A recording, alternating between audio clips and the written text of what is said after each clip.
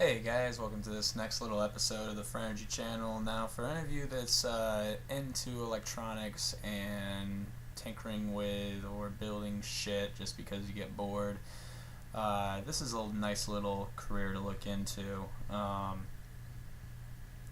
Do-it-yourself solar panels. Meaning the solar panels haven't been coated with epoxy or tabbed together, so they look like this.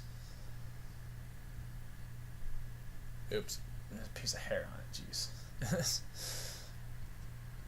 Now, these solar panels, each one of these little solar panels put off a half a volt at 760 milliamps max. So 0.37 of a watt. 0.37 of a watt, meaning that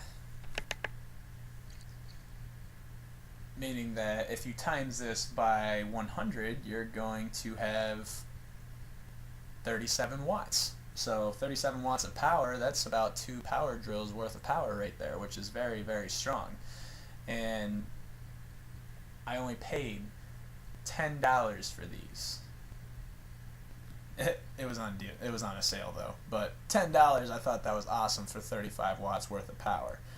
Now I gotta get my epoxy, which is going to just be a couple dollars. I mean, unless I get the tabletop clear coat epoxy, which is $60, which could be the better option. I don't really know yet.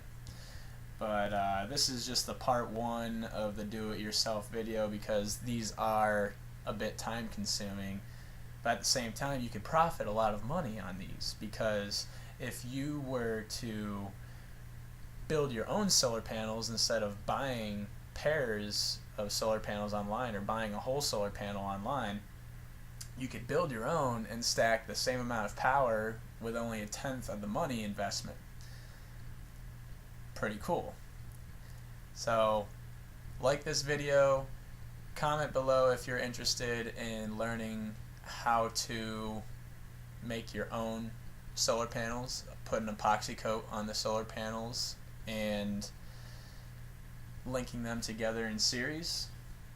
I want to help the world save power, and we need to start thinking a lot more conservative when it comes to energy, because we are over consuming fossil fuels on a mass scale. So we gotta look into this stuff big time, guys. Not taxes, not the government's bullcrap, not the news, not all that shit. We gotta look into power conservation.